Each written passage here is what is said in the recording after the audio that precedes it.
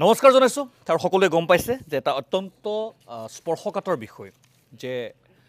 অসম অসমীয়া হিন্দু মুছলমান আৰু বাংলাদেশী আচলতে অসমত বাংলাদেশী সমস্যাটো কিমান স্পৰ্শকাতৰ আৰু কিমান ভয়ংকৰ সেয়া আৰু নতুনকৈ দোহৰাৰ প্ৰয়োজন নাই। আজিৰ দিনটোত ভাৰতীয় জনতা পাৰ্টিৰ প্ৰাক্তন বিধায়ক আৰু সংখ্যালঘু মৰ্চাৰ অধ্যক্ষ সংখ্যালঘু বৰ্ডৰ অধ্যক্ষ শিলাদিত্য দেৱ তেখেতে এখন সংবাদমেল আয়োজন কৰিছিল গুৱাহাটী প্ৰেছ ক্লাবত আৰু তেখেতে সংবাদমেল যোগে কিছু তথ্য ৰাজহুৱা কৰিছিল, কিছু অভিযোগ উত্থাপন কৰিছিল, যিখিনি তথ্য আৰু যিখিনি অভিযোগ অত্যন্ত বেছি স্পৰ্শকাতৰ। কথাটো হ'ল যে গোটেই কথা প্ৰসংগখিনি যদি আপুনি তেখেতৰ কথাখিনিৰ আঁত ধৰি যদি আপুনি ক'ব খোজে বা তেখেতৰ অভিযোগসমূহক যদি আপুনি সাধাৰণীকৰণ কৰিব খোজে তেন্তে কথাটো এনেকুৱা যে অবাধে বাংলাদেশৰ নাগৰিকে অসমত প্ৰৱেশ কৰি ভাৰতীয় নাগৰিকত্ব গ্ৰহণ কৰিছে বা লৈ আছে আৰু ইয়াত এটা ব্যৱস্থাই সহায় কৰিছে যিটো অত্যন্ত বেছি স্পৰ্শকাতৰ কথা। এয়া কিমান সঁচা কিমান মিছা, অভিযোগৰ গুৰুত্ব কিমান, অভিযোগৰ তাৰ আঁৰত কিমান কি কাৰণ আছে, বিজ্ঞানসন্মত যিখিনি ভিত্তি আছে প্ৰমাণ সকলোখিনি আমি চাবলৈ চেষ্টা কৰিম আৰু যুক্তি কিছু শুনিবলৈ চেষ্টা কৰিম। প্ৰথমতেই মই আজিৰ দিনটোত শিলাদিত্যদেৱে যিখন সংবাদমেল সম্বোধন কৰিছিল গুৱাহাটী প্ৰেছ ক্লাবত আৰু যিকেইটা অভিযোগ উত্থাপন কৰিছিল তাৰ কিছু অংশ যিকেইটা মূল অভিযোগ গোটেই সংবাদমেলখনৰ কিছু ক্ৰিয়দাংশ আপোনালোকলৈ আগবঢ়াইছোঁ। সাইফুৰ ৰহমান তালুকদাৰ নামৰ তেওঁ বাংলাদেশী ন্যাশনাল, তেওঁ বাংলাদেশত ভোটাৰ লিষ্টতো তেওঁৰ নাম আছে, ভাৰতবৰ্ষৰ ভোটাৰ লিষ্টতো তেওঁৰ নাম আছে। আজিও তেখেতৰ নাম বাংলাদেশ ভোটাৰ লিষ্টত অন্তৰ্ভুক্ত হৈ আছে। তো বাংলাদেশী ন্যাশনাল আজি কেনেকৈ অসমত বাস কৰিব পাৰে আৰু ভোটাৰ লিষ্টৰ নাম অন্তৰ্ভুক্ত হ'ব পাৰে? এজন আৰক্ষী বিষয়া হৈ পেলাই তেওঁ বাংলাদেশী মুছলমানক কেনেকৈ প্ৰটেকশ্যন দিব লাগে তাৰ বিভিন্ন ব্যৱস্থা তেওঁ লৈছে। পুলিচ আৰক্ষী directly assistant high commissioner of বাংলাদেশৰ অফিচৰ লগত সম্পৰ্ক ৰাখিব পাৰে নেকি? উচিত তদন্ত কৰি ইনস্পেক্টৰজনক ইমিডিয়েটলি ছাছপেণ্ড কৰিব লাগে। এই আব্দুল কালাম আজাদক বাংলাদেশ হাই কমিশ্যন অফিচ ইন গুৱাহাটী তেওঁলোকে ভাৰতীয় নাগৰিকক সহায় কৰিব নে বাংলাদেশী সকলক সহায় কৰিব? তেওঁলোকৰ দায়িত্ব এইটো নেকি যে তেওঁলোকে ডিচাইড কৰিব কোন বাংলাদেশী আৰু কোন ইণ্ডিয়ান, যে হয় ইয়াতে বাংলাদেশ এছিষ্টেণ্ট হাই কমিশ্যন অফিচটো বন্ধ কৰি দিয়ক আৰু নাইতো তেওঁলোকৰ ওপৰত স্কেনাৰ লগাই দিয়ক। আমচু যিসকল নেতৃবৰ্গ আছে তেওঁলোকে প্ৰত্যেকটো মই টকশ্বত দেখা পাওঁ বা তেওঁলোকৰ যি প্ৰেছত যেতিয়া কথা পাতে তেওঁলোকে কয় যে অসমত এজনো বাংলাদেশী নাই বুলি তেওঁলোকে দাবী কৰে। মই আজি চেলেঞ্জ কৰিছোঁ এই কাগজবিলাক দি পেলাই যে আছু কৰ্তৃপক্ষ আহক ওলাই আহক আৰু কওক যে এইখিনি কাগজ জালি বুলি, কাৰণ এইটো গভৰ্ণমেণ্ট অফ বাংলাদেশে নটৰি কৰি পেলাই পঠাইছে এইখিনি কাগজ আৰু ইয়াক প্ৰমাণ কৰি দিছে যে এই ব্যক্তিগত আপোনাৰ সাইফুৰ ৰহমান তালুকদাৰ আৰু তেওঁৰ পৰিয়াল বাংলাদেশী ন্যাশনাল বুলি। তো বাংলাদেশী ন্যাশনাল আজি কেনেকৈ অসমত বাস কৰিব পাৰে আৰু ভোটাৰ লিষ্টৰ নাম অন্তৰ্ভুক্ত? সেয়া আছিল শিলাদিত্যদেৱৰ সংবাদমেলৰ কিছু অংশ য'ত মূল যিকেইটা প্ৰসংগ তেখেতে উত্থাপন কৰিছিল সেই প্ৰসংগকেইটা অৰ্থাৎ বাংলাদেশী লোকে ভাৰতীয় নাগৰিকত্ব অবাধে গ্ৰহণ কৰিছে, য'ত এটা ব্যৱস্থাই চৰকাৰী ব্যৱস্থাই সহায় কৰিছে আৰু তেখেতে দুটা ক্ষেত্ৰৰ বিৰুদ্ধে অভিযোগ উত্থাপন কৰিছিল শিলাদিত্যদেৱে। সেয়া হ'ল গুৱাহাটীস্থিত বাংলাদেশী সহ উচ্চায়ুক্তৰ কাৰ্যালয় আৰু একাংশ চৰকাৰী আৰক্ষী বিষয়া। এতিয়া শিলাদিত্যদেৱৰ যিখিনি সংবাদমেলৰ ক্ৰিয়দাংশ তাৰ ওপৰত ভিত্তি কৰি আমাৰ মনলৈ কিছু প্ৰশ্ন আহিছে, তাক সেইখিনিকে আমি আলোচনাৰ মাজলৈ লৈ যাম। কোন কোন আছে ইতিমধ্যে তেওঁলোকে গম পাইছে। মই গ্ৰাফিক্স ভোটটোলৈ যদি যাওঁ, আমাৰ প্ৰশ্ন হ'ল বাংলাদেশী ভোটাৰে কেনেকৈ ভাৰতীয় নাগৰিকত্ব ল'ব পাৰিছে? গুৱাহাটীস্থিত বাংলাদেশীৰ সহ উচ্চায়ুক্তৰ কাৰ্যালয়ত কি চলিছে? বাংলাদেশী যিটো এছিষ্টেণ্ট হাই কমিশ্যনাৰ অফিচ আছে, বাংলাদেশী আৰু আমচু অভিযোগ উত্থাপন কৰিছে ভয়ংকৰভাৱে। এতিয়া আমাৰ প্ৰশ্ন, যদি সেয়া সঁচা হয় একাংশ ভাৰতীয় মুছলমানে দেশদ্ৰোহিতা কৰি আছে নেকি, যিটো কথা আওপকীয়াকৈ শিলাদিত্যদেৱে ক'ব বিচাৰিছে আৰু সেই কথাখিনিকেই লৈ আজি স্পৰ্শকাতৰ বিষয় অসম হিন্দু মুছলমান আৰু বাংলাদেশী। মই প্ৰথমতে আমাৰ মাজৰ যিসকল অতিথি এগৰাকী এতিয়াও আহি পোৱাহি নাই, মই একেবাৰে বাওঁফালে আজি সংবাদমেল আয়োজন কৰা শিলাদিত্যদেৱ দেৱদাগৰী আপোনাক স্বাগতম জনাইছোঁ। শিলাদিত্যদেৱ সংখ্যালঘু বৰ্ডৰ অধ্যক্ষ। মোৰ বাওঁফালে সত্যৰঞ্জন বৰাক চিনাকি কৰি দিয়াৰ নতুনকৈ প্ৰয়োজন নাই। বঙাইগাঁৱৰ পৰা পোনপটীয়াভাৱে আমাৰ লগত সংযোজিত হৈছে আমচুৰ সভাপতি ৰেজাউল কৰিম চৰকাৰ। চৰকাৰ ডাঙৰীয়া আপোনাক মই স্বাগতম জনাইছোঁ। আৰু কিছু সময়ৰ পিছতে আমাৰ লগত সংযোজিত হ'ব অধিবক্তা গুৱাহাটী উচ্চ ন্যায়ালয়ৰ জুনেইদ খালিদ, তেখেতসকলৰ কথা আমি শুনিম। প্ৰথমতে শিলাদিত্য দেৱ, মই আপোনাৰ ওচৰলৈ আহিছোঁ। খুব চমুকৈ সংবাদমেলখন আপুনি যথেষ্ট দীঘলীয়া কৰিছে, সেইখিনি গোটেইখিনিতো মই আপোনাক সময় দিব নোৱাৰিম, কিন্তু খুব চমুকৈ আপোনাৰ অভিযোগৰ কথাখিনি মই জানিব বিচাৰিম। প্ৰথম কথাটো হৈছে যে আজি মোৰ যিটো সংবাদমেল আছিলে, মই কিন্তু এজন অসমৰ মানে ভাৰতৰ নাগৰিক, এজন অসমীয়া মানুহ হিচাপে ৰাখিছিলোঁ। এইকাৰণে ইয়াতে কোনো ৰাজনৈতিক বিষয় নাই, কোনো দলৰ বাহিৰত আৰু মোৰ ডিপাৰ্টমেণ্টৰ বাহিৰত। এইখিনি মই স্পষ্ট কৰিব বিচাৰিছোঁ। মোৰ এটা প্ৰেছ মিট হৈছিলে যোৱা 2022 চনত 8 জানুৱাৰী, আৰু সেই তেতিয়া মই উত্থাপন কৰিছিলোঁ যে এজন আব্দুল কায়ুম নামৰ ব্যক্তি, তেওঁ এটা কমপ্লেইন দিছিলে, পুলিচ কমপ্লেইন, যে মহম্মদ ছাইফুৰ ৰহমান তালুকদাৰ, তেওঁ এজন বাংলাদেশ নেশ্যনেল, আৰু তেখেতৰ কিছুমান নথি পত্ৰ জমা দিছিলে। জমা দিয়াৰ পিছতে এনকুৱাৰী হ'ল, DGP অফিচৰ পৰা ইনভেষ্টিগেশ্যন টীম গৈছিলে। টীম যোৱাৰ পিছত তাতে যি লোকেল ইনস্পেক্টৰ আছে আপোনাৰ আবুল কালাম আজাদ, তেওঁ ইনভেষ্টিগেশ্যন কৰাৰ সময়তে তেওঁ প্ৰথম কি কৰিলে, এই আমাৰ আব্দুল কায়ুমক বহুত মানে অত্যাচাৰ কৰিলে। তেওঁ ধমকি দিলে যে তুমি এজন মুছলমান মানুহ হৈ পেলাই আৰু এজন মুছলমান মানুহ কিয় টাৰ্গেট কৰিছা, সেইকাৰণে তুমি এইটো কেছটো উইথড্ৰ কৰি লোৱা। তেখেতে ক'লে যে মই এজন প্ৰকৃত ভাৰতীয়, প্ৰকৃত অসমীয়া, মই এইটো কেতিয়াও নকৰোঁ মোৰ দেশ মাতৃৰ লগত, কাৰণ এজন বাংলাদেশী মুছলমান আহি পেলাই ইয়াতে মাটি কাঢ়ি ল'ব, ইয়াতে নাগৰিকত্ব লৈ ল'ব, এনেকৈ সেইটো আমি সহ্য কৰিব নোৱাৰোঁ বুলি তেওঁ সেইটো উইথড্ৰ নকৰিলে। উইথড্ৰ নকৰাৰ ক্ষেত্ৰত কি হ'ল, এই আব্দুল কায়ুমৰ মানে এইটো ইনভেষ্টিগেশ্যন চলি থাকোঁতে তেওঁ এটা ষড়যন্ত্ৰ কৰি যিবিলাক নথি পত্ৰ জমা দিয়া হৈছিল সেইবিলাক কি কৰিলে, তেওঁলোকে ইনফৰ্ম কৰিলে assistant high commissioner office of Bangladesh in Guwahati, আৰু তাৰ পৰা তেওঁলোকে এখন লিখিতভাৱে পালে যে এই গোটেই ডকুমেণ্টছবিলাক ফেক, জালি বুলি পালে। এতিয়া কথাটো উচ্চায়ুক্তৰ কাৰ্যালয় দিছে, হয়, ঠিক আছে। কিন্তু মোৰ কথাটো হ'ল যে এজন government officer in the level of inspector, তেওঁলোকে কেতিয়াও বা ইভেন কি DGP অফিচৰ পৰাও কিন্তু ফটকে তেওঁলোকে এছিষ্টেণ্ট হাই কমিশ্যনাৰ অফিচত তেওঁলোকে এনেকৈ লিখিব নোৱাৰে, কাৰণ assistant high commissioner office in Guwahati তেওঁলোকৰ দায়িত্ব হৈছে ভিজা ৰিলেটেড বা এনি আদাৰ পলিটিকেল ৰিলেটেড, কিন্তু ভাৰতৰ কোন চিটিজেন হ'ব আৰু কোনে নহ'ব সেইটো কিন্তু assistant high commissioner of Bangladesh in Guwahati তেওঁলোকৰ দায়িত্ব নহয়। সেইকাৰণে এইটো এটা বুজা গ'ল যে তেওঁলোকৰ এটা ওতঃপ্ৰোতভাৱে এটা লিংক এটা আছে, আৰু মোৰ মানে এনেকুৱা লাগিছে যে এটা ডাঙৰ কনস্পিৰেচি। তো এইকাৰণে কি হ'ল, যেতিয়া বাংলাদেশ হাই কমিশ্যনে লিখি দিলে যে এইটো জালি বুলি,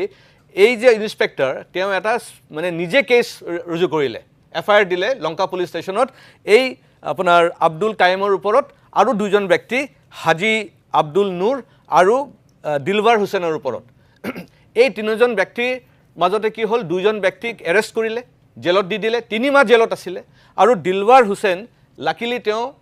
মানে পলাই গ'ল, পলাই পেলাই এণ্টিচিপেটৰী বেইল লৈ আহিলে।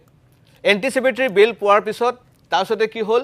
3 মাহ পিছত যেতিয়া মানুহখিনি ঘূৰি আহিলে, তাৰপিছত আমি বেলেগ মানুহ লগালোঁ, কাৰণ মই ইণ্ডিপেণ্ডেণ্ট প্ৰেছ মিট পাতিছিলোঁ, ময়ো এনেকুৱা লাগিছে মই মিছা হৈ গ'লোঁ। আৰু আমাৰ আমচু নেতৃবৰ্গ সদায় কৈ থাকে যে অসমত এজনো বাংলাদেশী মুছলমান নাই বুলি তেওঁলোকে কৈ থাকে।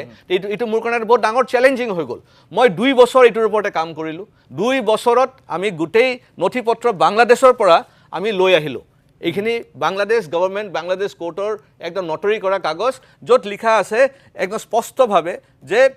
আমাৰ ছাইফুৰ ৰহমান তালুকদাৰ তেওঁ বাংলাদেশী নেশ্যনেল, তেওঁৰ বাংলাদেশৰ ভোটাৰ লিষ্টত নাম আছে, তেওঁৰ গোটেই পৰিয়ালৰ নাম আছে, তেওঁৰ 2জন ল'ৰা আছে, 2জন ল'ৰাৰো নাম আছে, আৰু এইখিনি এষ্টাব্লিছ হৈ গ'ল যে he is a Bangladeshi national. এতিয়া প্ৰশ্ন উঠিছে যে assistant high commissioner of Bangladesh in Guwahati তেওঁলোকে যে জনালে যে এই মানুহজনৰ নথি পত্ৰ জালি, সেইটোতো বহুত ডাঙৰ অপৰাধ হ'ল। তেওঁলোকেতো ব্ৰিচ অফ ট্ৰাষ্ট কৰিলে। আজি বাংলাদেশৰ লগত ভাৰতবৰ্ষৰ এটা সুসম্পৰ্ক আছে, এটা ফ্ৰেণ্ডলি ৰিলেশ্যন আছে, সেই ফ্ৰেণ্ডলি ৰিলেশ্যনত তেওঁলোকে আমাৰ লগত গাদ্দাৰী কৰিলে। আৰু এই যে অফিচাৰজন আবুল কালাম আজাদ, তেওঁ অসমীয়া নে বাংলাদেশী এইটো আগতে তয় কৰিব লাগিব। তেওঁ এজন আসাম পুলিচৰ বিষয়া হৈ পেলাই তেওঁ ভাৰতীয় নাগৰিক বচাব লাগে নে তেওঁ বাংলাদেশী মুছলমানক ভাৰতীয় বনাব লাগে, সেইখিনিওতো আমি প্ৰশ্ন এটা আহিব। এইকাৰণে এনেকুৱা এটা লাগিছে, এই যে আপোনাৰ এটা চিনেমা হৈছিল সৰফৰোজ, এই সৰফৰোজৰ চিনেমাটো মই এনেকুৱা দেখা পাইছোঁ যে আমাৰ কিছুমান বিষয়া তেওঁলোকে বাংলাদেশী মুছলমানক ভাৰতীয় বনাবৰ কাৰণে উঠি পৰি লাগি পৰিছে, আৰু যিবিলাক জেনুইন মুছলমান মানুহ আছে, যিসকল জেনুইন অসমীয়া মুছলমানেই হওক বা বাঙালী স্পিকিং মুছলমানেই হওক, যিসকল দেশ মাতৃক ভাল পায়, তেওঁলোকে ভাৰতক আৰু অসমক সুৰক্ষিত ৰাখিব বিচাৰিছে, তেওঁলোকৰ ওপৰতে বিভিন্ন ধৰণৰ মিছা কেছ দি পেলাই যন্ত্ৰণা দি পেলাই তেওঁলোকক মুখ বন্ধ কৰাৰ এটা পৰিকল্পনা তেওঁলোকে কৰিছে তো এইকাৰণে আজি সেইটো স্পষ্টকৈ ওলাই পৰিল আৰু নট অনলি ডেট ইভেন ট্ৰাইব্যুনেল যেটো আমাৰ ফৰেনাৰ্ছ ট্ৰাইব্যুনেল এই ফৰেনাৰ্ছ ট্ৰাইব্যুনেলৰ যেটো এটা কেছ আছে ফৰেনাৰ ট্ৰাইব্যুনেলৰ এটা জাজমেণ্ট আছে এই জাজমেণ্টত দেখা গৈছে তেওঁলোকে লিখিছে যে এই সাইফুৰ ৰহমান তালুকদাৰ যোন ব্যক্তি আমি কৈছোঁ যে তেওঁৰ নথিপত্ৰ আমি পাইছোঁ যে তেওঁ বাংলাদেশী বুলি ট্ৰাইব্যুনেলে কৈছে আকৌ তেওঁ ফৰেনাৰ নহয় তাৰমানে ভাবি চাওক ট্ৰাইব্যুনেলে কেনেকৈ কাম কৰি আছে ভাবি লওক আমি বুজিছোঁ এই জাজমেণ্ট এই ট্ৰাইব্যুনেল ফৰেনাৰ ট্ৰাইব্যুনেল তো ফৰেনাৰ ট্ৰাইব্যুনেলে কৈ আছে যে সাইফুৰ ৰহমান তালুকদাৰ বিদেশী নহয় মানে ভাৰতীয় হয় তেওঁৰ ডি ভোটাৰ নাম গুচাই দিব লাগে এতিয়া কথাটো প্ৰশ্ন উঠে যে আমাৰ ট্ৰাইব্যুনেলৰ জাজমেণ্টবিলাক কিমানখিনি সঁচা আমি চাব লাগিব কিন্তু এটা কথা ঠিক যে এই যেটো জাজমেণ্ট এই জাজমেণ্টটো আমি অনলাইন কিন্তু বিচাৰি পোৱা নাই তাৰমানে এইটো অফলাইন জাজমেণ্ট হ'ব তাৰমানে এইটোও ফেক হ'ব পাৰে তাৰমানে যদি ফেক হয় সেই ইনস্পেক্টৰজনে এইটো ফেক জালি এখন জাজমেণ্ট বনাই পেলাই হয়তো দিছে সেইটোও হ'ব পাৰে তো এইকাৰণে উচ্চ তদন্ত হ'ব লাগে ইমিডিয়েট তদন্ত হ'ব লাগে আৰু মই ৰিকুৱেষ্ট কৰিম যে এক্সটাৰ্নেল এফেয়াৰ্ছ মিনিষ্ট্ৰী এই বিষয়ত মানে ইণ্টাৰফেয়াৰ কৰিব লাগে কাৰণ এনেকুৱা যদি এছিষ্টেণ্ট হাই কমিশ্যনাৰ অফিচ বাংলাদেশৰ গুৱাহাটীত থাকি পেলাই এই ধৰণৰ যদি কাৰ্যত লিপ্ত হৈ থাকে এইটো এটা ভয়ানক পৰিস্থিতি হ'ব আগন্তুক দিনত এনেকুৱা লাগিছে তেওঁলোকে বাংলাদেশী মুছলমানক ভাৰতীয় বনোৱাৰ কাৰণে এটা অফিচ খুলি দিছে ইয়াত এইকাৰণে হয় এইটো অফিচ ইয়াৰ পৰা বন্ধ কৰিব লাগে আৰু নহ'লে তেওঁলোকৰ ওপৰতে স্কেনাৰ লগাই দিব লাগে যে তেওঁলোকে কি ধৰণৰ কাম কৰি আছে ধন্যবাদ মই আকৌ আহিম আৰু আপুনি আমচুকো প্ৰত্যাহ্বান জনাইছে মই সত্যৰঞ্জন বৰা আপোনাৰ ওচৰলৈ আহিছোঁ গোটেই কথাখিনি আপুনি শুনিলে আৰু এইখিনি ক্ষেত্ৰৰ ওপৰত আপুনি মাত মাতি আহিছে দেখি আহিছোঁ বিভিন্ন অভিযোগ উত্থাপন কৰি আহিছে বিভিন্ন সময়ত সেয়াও দেখি আহিছোঁ এইখিনিক লৈ আপোনাৰ কি ক'ব লগা আছে অপেনিং ৰিমাৰ্কছ আজি গোটেই কথাটোত যিখিনি তথ্য যিখিনি ডকুমেণ্ট শিলাদিত্য ডাঙৰীয়াই দেখুৱাইছে এই গোটেই কথাখিনিয়ে আমি কৈ থকা বহু বছৰৰ পৰা কৈ থকা কথাটো স্পষ্ট যে হয় সেইটো প্ৰমাণ কৰি দিলে আৰু কেৱল এই কথাটোৱে নহয় এইটো ঘটনাৰ এটা আলম লৈ পেলাই মই আপোনাক কওঁ বিভিন্ন সময়ত সেই কথাবোৰে আপোনালোকে বাতৰিও কৰিছে যে এই চেঙাৰ পৰা আপোনাৰ দলগাঁৱৰ পৰা তেনেকুৱা বহু মুছলমান যুৱক যুৱতীয়ে আমাৰ লগত যোগাযোগ কৰি আছে বৰঞ্চ আমাৰ ওচৰলৈ তেওঁলোকে সহায় বিচাৰিও আহিছে এই যে বৰ্ডাৰ যিটো ব্ৰাঞ্চ আছে পুলিচৰ এই বৰ্ডাৰ ব্ৰাঞ্চটোৱে বিভিন্ন সময়ত এই ধৰণৰ বদমাচি কৰিছে বুলি বিভিন্ন বাংলাদেশী নাগৰিকক ইয়াত নাগৰিকত্ব প্ৰদান কৰিছে আৰু তেওঁলোকে যিটো কথা শিলাদিত্যদেৱ ডাঙৰীয়াই কৈছে যিজন পুলিচ অফিচাৰৰ কথা তেনেকুৱা এজন পুলিচ অফিচাৰে নহয় আজি মই এই সুবিধাটো পাওঁতেই কৈছোঁ সেই ল'ৰাখিনিৰ লগত মই পুনৰ যোগাযোগ কৰি শিলাদিত্যদেৱ ডাঙৰীয়াই কথাখিনি যে সত্য তেনেকুৱা আৰু কাহিনী অসমৰ চুকে কোণে ঘটিছে বিশেষকৈ গোৱালপাৰা ধুবুৰী বৰপেটা দৰং নগাঁও মৰিগাঁও এই 5খন হুজাই ইনক্লুডিং এই 6-7খন জিলাত যে এই ধৰণৰ কাৰবাৰ ঘটিছে আমি কৰিমগঞ্জ পাহৰি গ'লেও নহ'ব হাইলাকান্দিও সেই ধৰণে আছে এই ল'ৰাখিনিক আমি যোগাযোগ কৰি তেওঁলোক মুছলমানেই কিন্তু সেই যিসকলে আমাৰ লগত যোগাযোগ কৰিছে মোৰ ওচৰলৈ নিজে আহিছে ব্যক্তিগতভাৱে কেইবাটাও সংবাদ মাধ্যমে সেই কথাবোৰ আমি তেওঁলোকক লৈ গৈছোঁ কাৰণ আমি পুলিচে তেওঁলোকক সহযোগ নকৰে আৰু তাত মাতব্বৰ বুলি কিছুমান থাকে তেওঁলোকে আমাক জনোৱা মতে সেই মাতব্বৰবোৰে এই ধৰণৰ কামটো কৰে এতিয়া সেই মাতব্বৰৰ পৰা মুছলমান সমাজত থকা মাতব্বৰৰ পৰা বাংলাদেশৰ হাই কমিশ্যনৰ অফিচৰ সেই অফিচাৰজনলৈকে আৰু পুলিচৰ বিষয়া যিজন মুছলমান সেইটোলৈকে মুছলমানে যদি তেওঁলোকৰ একমাত্ৰ যোগসূত্ৰ হয় তেতিয়াহ'লে আমি কি কৰিম আমিতো সেইটোকে ক'ব লাগিব কিন্তু আমি যেতিয়া মুছলমান বুলি কওঁ শিলাদিত্যদেৱ ডাঙৰীয়াই যিটো কথা ক'লে যে এজন পুলিচ অফিচাৰে আনজন অভিযোগকাৰীক কৈছে তুমি মুছলমান হৈ আন এজন মুছলমানৰ বিৰুদ্ধে কিয় মাত মাতিছা তেওঁলোকে যদি কেৱল মুছলমানৰ খাতিৰতে সমগ্ৰ প্ৰক্ৰিয়াটো চলাই বিদেশীক আনি দেশী স্বদেশী কৰাব খোজে তেতিয়াহ'লে আমিওতো সেই মুছলমান বুলিয়েই ক'ব লাগিব সেই কথাটো ক'লে অন্ততঃ অসমৰ বা ভাৰতীয় যিসকল যোগ্য মুছলমান তেওঁলোকে যাতে সেইটো আপত্তি নকৰে কাৰণ এই প্ৰক্ৰিয়াবোৰ প্ৰমাণ সহকাৰে দেখুৱাইছে আজিতো আৰু স্পষ্ট হৈছে এতিয়া আৰু সুবিধা হ'লে যে ক'লো বঙাইগাঁৱৰ পৰা কি চেঙাৰ পৰা আপোনাৰ ঢলগাঁৱৰ পৰা যিসকল মুছলমান যোগ্য মুছলমানে যিসকল যোগ্য ভাৰতীয় অসমীয়াই আমাৰ লগত যোগাযোগ কৰিছে বিভিন্ন সময়ত তথ্য দিব খুজিছে তেওঁলোকক লৈও আমি কৈছোঁ আজি আপোনালোকৰ মাধ্যমত তেওঁলোককো মাধ্যমেও এই যিটো ঘটি আছে সামগ্ৰিকভাৱে অসমখনক ইছলামীকৰণ কৰাৰ যিটো প্ৰক্ৰিয়া সেই তাহানিৰ পৰা যিটো হৈছিল তাৰ যে ব্লুপ্ৰিণ্ট কি ধৰণে সোমাই পৰিছে চাৰিওফালে এই কথাটো কি ধৰণে হৈছে আমিও আপোনালোকৰ আগত স্পষ্ট কৰি দেখুৱাম নিশ্চয় অধিবক্তা জুনেইদ খালিদ আমাৰ মাজত সেই উপস্থিত হৈছে মই স্বাগতম জনাইছোঁ খালিদ ডাঙৰীয়া আপুনি শিলাদিত্যদেৱৰ কথাখিনি নুসুধিলে প্ৰথম কিন্তু মই অকণমান আভাস দিবলৈ চেষ্টা কৰিছোঁ সত্যৰঞ্জন বৰাৰ কথাখিনি শুনিছে তেখেতসকলৰ মতে কথাটো এনেকুৱা যে এটা ব্যৱস্থাৰ অধীনত বা ব্যৱস্থাৰ সহযোগত বাংলাদেশী ভোটাৰে ভাৰতীয় নাগৰিকত্ব গ্ৰহণ কৰিব পাৰিছে আৰু য'ত একাংশ ভাৰত চৰকাৰ বা অসম চৰকাৰৰ আৰক্ষী বিষয়া অসমৰ আৰক্ষী বিষয়া যিখিনি ইছলাম ধৰ্মাৱলম্বী তেখেতসকলে সহায় কৰিছে আৰু তেখেতে অভিযোগ উত্থাপন কৰিছে যে গুৱাহাটীস্থিত বাংলাদেশৰ সহ উচ্চায়ুক্তৰ কাৰ্যালয়টো এটা তাৰ হাব হৈছে খালিদ ডাঙৰীয়া তেখেতে উদাহৰণ দিছে ছয়ফুৰ ৰহমান তালুকদাৰ যি বাংলাদেশী ভোটাৰ যি বৰ্তমানো আছে ভাৰতীয় নাগৰিকত্ব গ্ৰহণ কৰি আছে মই আপোনাৰ পৰা জানিব বিচাৰিছোঁ চাওক এইটো শিলাদিত্যদেৱ ডাঙৰীয়াই কওক বা যিকোনো এজন ব্যক্তিয়ে কওক শিলাদিত্যদেৱ ডাঙৰীয়া বিশেষ ব্যক্তি হিচাপে নহয় বা এনিবডি যিটো এলিগেশ্যন আনিছে এইটো ধৰ্মৰ আউটত আমি এইটো বস্তু এনালাইচিছ নকৰি এইটো আমাৰ দেশৰ একতা অখণ্ডতা ছিকিউৰিটিৰ কাৰণে এটা ডাঙৰ ইছ্যু আৰু এইটো প্ৰমাণ কৰি পেলাইছে যে চৰকাৰখন কিমান বিফল হৈছে যিকোনো লেভেলত হওক কিয় আপোনাৰ পুলিচৰ লেভেলত হওক এডমিনিষ্ট্ৰেটিভ লেভেলত হওক যিকোনো লেভেলত নহওক কিয় চৰকাৰখন কিমান বিফল হৈছে আৰু এই বস্তুটো যদি আমাৰ গুৱাহাটীত ধৰি লওক এটা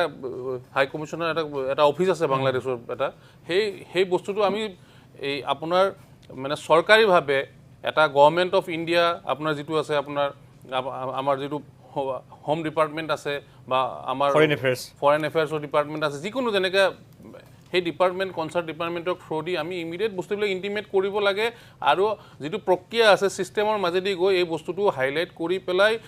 আমি এটা হিন্দু মুছলিম বুলি এইটো আমি এতিয়া এজ এ মুছলিম মই এইটো কেতিয়াও ছাপৰ্ট নকৰোঁ যে এজন বিদেশী মানুহ আহি পেলাই সি মুছলমান হ'ল বুলিয়ে তাক সি এনেকৈ নাগৰিক হ'ব আৰু মই ছাপৰ্ট কৰিম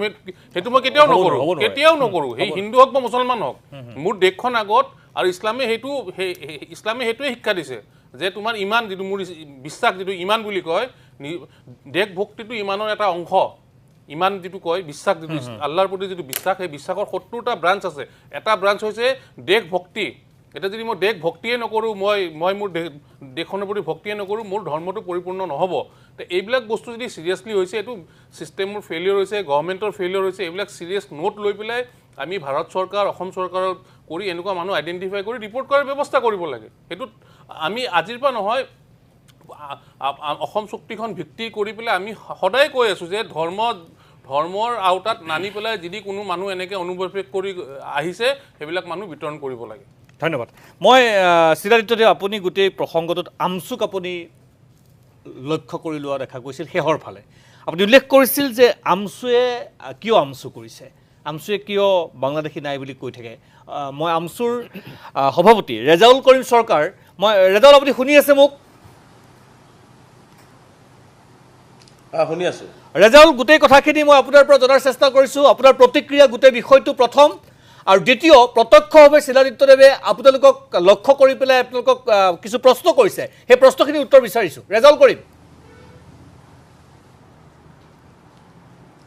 হয় প্ৰথম কথা হৈছে যে আমি 1971 চনৰ পিছত অহা ই হিন্দু হওক মুছলমান হওক অসমৰ পৰা বিতৰণ কৰিব লাগে এইটো আমি একমত আমি সদৌ অসম সংখ্যালঘু ছাত্ৰ ইউনিয়নে কোনো বিদেশীক অসমত স্থান দিয়াটো নিবিচাৰোঁ মই স্পষ্টকৈ কৈছোঁ আৰু আমি সদৌ অসম সংখ্যালঘু ছাত্ৰ ইউনিয়নে ওতঃপ্ৰোতভাৱে বাৰে বাৰে কৈ আহিছোঁ যে কোনো 71ৰ পিছত যদি কোনো মুছলমান আছে দেখুৱাই দিয়ক চৰকাৰে ধৰি বান্ধি আমি সহযোগ কৰিম তেওঁলোকক উলিয়াই দিয়াৰ ব্যৱস্থা গ্ৰহণ কৰক কিন্তু আজি শিলাদিত্যদেৱ ডাঙৰীয়াই যিখিনি কথা উত্থাপন কৰিছে আৰু আমচুক টাৰ্গেট কৰি লৈছে যে আমি বাংলাদেশী নাই বুলি কোৱা নাই আমি বাংলাদেশী নাই বুলি কথাটো কোৱা নাই কাৰণ শিলাদিত্যদেৱ ডাঙৰীয়াক আজি 2-3 বছৰৰ পৰা মই চেলেঞ্জ কৰি আছিলোঁ যে তেওঁৰ নাগৰিকত্বটো আগত প্ৰমাণ কৰক কিন্তু কৰিব পৰা নাই গতিকে মই কেনেকৈ ক'ম যে বাংলাদেশী নাই গতিকে প্ৰথম কথাটো হৈছে সেইটো দ্বিতীয় কথা হৈছে শিলাদিত্যদেৱ এই সমগ্ৰ কন্টিনিউ ওপেনিং ৰিমাৰ্কছ মোৰ নাগৰিকত্ব আছে কাৰণে তো সাহসেৰে বহিছোঁ মই অসমৰ বাসিন্দা আৰু মই লুকাই বহিছোঁ নেকি মই কৈছোঁ মই লুকাই পেলাই বহিছোঁ নেকি মই অপেনলি চ্যালেঞ্জ না ৰেজাউল শিলাদিত্যদেৱ ওপেনিং ৰিমাৰ্কছ আমি ডিবেটলৈ কথা ক'ব নিদিব আমি ডিবেটলৈ যাম এই আমচু ষ্টাইলৰ কথা ক'ব নিদিব ডিবেটলৈ যাম ৰেজাউল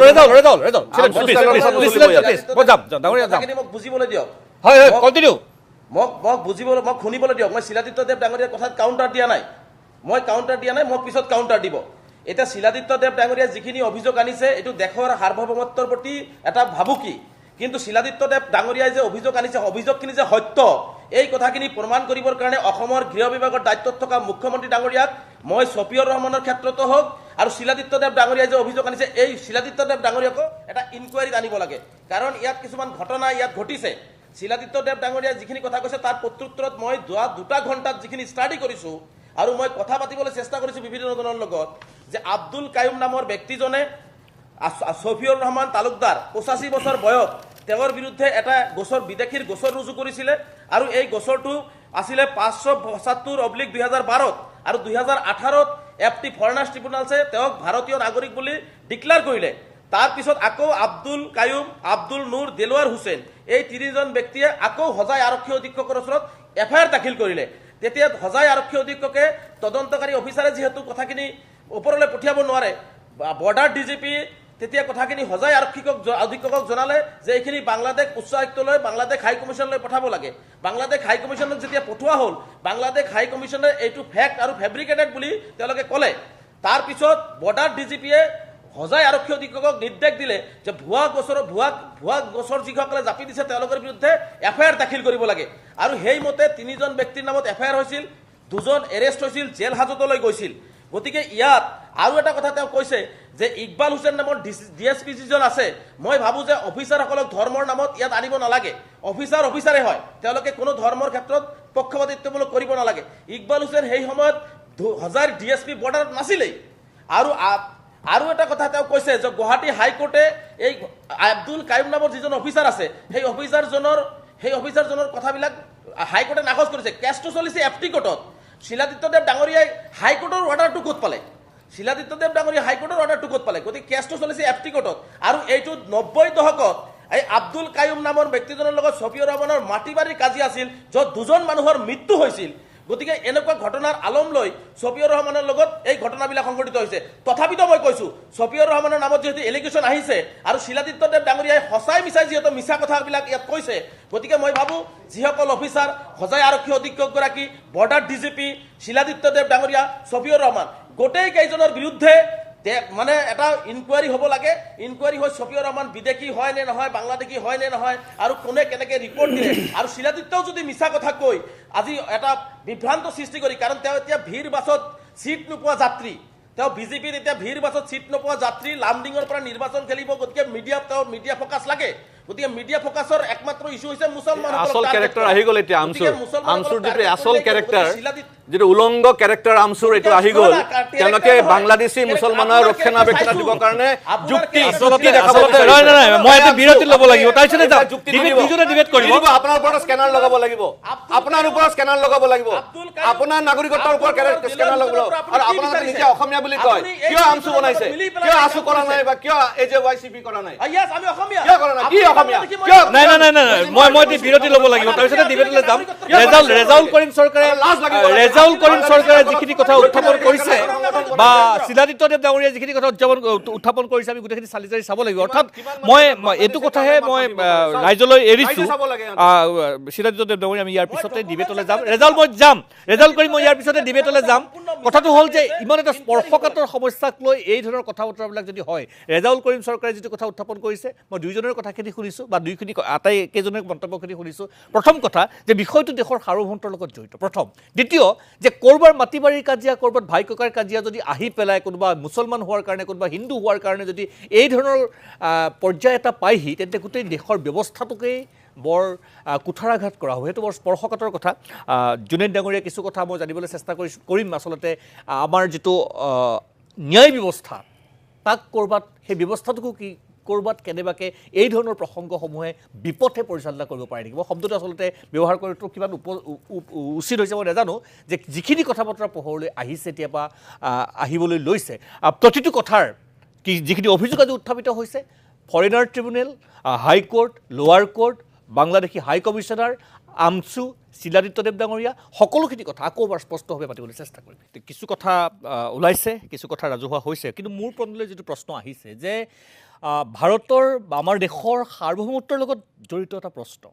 সাৰ্বভৌমত্বৰ লগত জড়িত কিছু অভিযোগ কিন্তু এই অভিযোগসমূহ বা এই প্ৰশ্নসমূহক লৈ পেলাইও মানুহে ল'ৰা ধেমালি খেলিব পাৰে নেকি বা এই প্ৰশ্নসমূহ বা এই ক্ষেত্ৰসমূহক লৈও মানুহ বিক্ৰী হ'ব পাৰে নেকি এইখিনিতে মই শিলাদিত্যদেৱ ডাঙৰীয়া আপোনাক মই জনাওঁ গুৱাহাটীস্থিত বাংলাদেশৰ যিটো সহ উচ্চায়ুক্তৰ কাৰ্যালয় এছিষ্টেণ্ট হাই কমিশ্যনাৰেট যিটো আছে তাৰ পৰা আমাক যোগাযোগ কৰিছে তেখেতসকলে পোনপটীয়াভাৱে কৈছে যে যিহেতু এটা ফৰেইন মিছন আপুনি আপোনাৰ নাম লৈ পেলাই কৈছে যে আপুনি পোনপটীয়াভাৱে তেখেতসকলক এই ধৰণৰ অভিযোগ উত্থাপন কৰিব নোৱাৰে। তেতিয়া মই তেখেতসকলক কৈছোঁ মোৰ যিটো ভাৰ্চন যে আপোনালোকে যদি কোনোবা যদি অথৰাইজ পাৰ্চন আছে আপোনালোক সংযোজিত হওক আমাৰ লগত অন টেলিফোন, আপুনি আছে শিলাদিত্যদেৱ ডাঙৰীয়া আমাৰ লগত আছে, আপোনালোকে পোনে পোনে কথাখিনি ক্লিয়াৰ কৰিব পাৰিব। জবাবটো মই দিব পাৰিমনে? কাৰ তাৰমানে এই যে তেখেতে যে ফোন কৰি পেলাই যে কথাটো ক'লে এইটো মোৰ কথা নহয়, এইটো গুৱাহাটী হাইকোৰ্টৰ কথা, য'ত তেওঁলোকে জাষ্টিছ আপোনাৰ অনাৰেবল জাষ্টিছ কল্যাণ ৰায় চুৰানা তেখেতে তেওঁৰ জাজমেণ্টত উল্লেখ কৰিছে। তেওঁ উল্লেখ কৰিছে, মই পঢ়ি দিব বিচাৰিছোঁ, মানে এছিষ্টেণ্ট হাই কমিশ্যনাৰ অফিচৰ যিসকল মানুহ বহি আছে তেওঁলোকৰ গেথাতে, the assistant high commissioner of government of People's Republic of Bangladesh in Guwahati presents his compliments to the office of the superintendent of police of Hojai district, government of Assam, and with reference to the letter bearing number Hojai B/B/2022/402 dated 13/10/2022 regarding authenticity verification of the documents of a suspected Bangladeshi national, namely Saifur Rahman Talukdar, son of late Sonu Mia Talukdar, village West Muslimabad, post office Muslimabad, Balaganj district, Sylhet, Bangladesh, has the honor to inform that the documents of Saifur Rahman Talukdar could not be traced. Hence, all documents including his birth certificate, national ID, etc. are found to be fake and fabricated. Will the Assistant High Commissioner Office in Guwahati decide all this? And do the Indian official have the right to write a letter to the Assistant High Commissioner Office in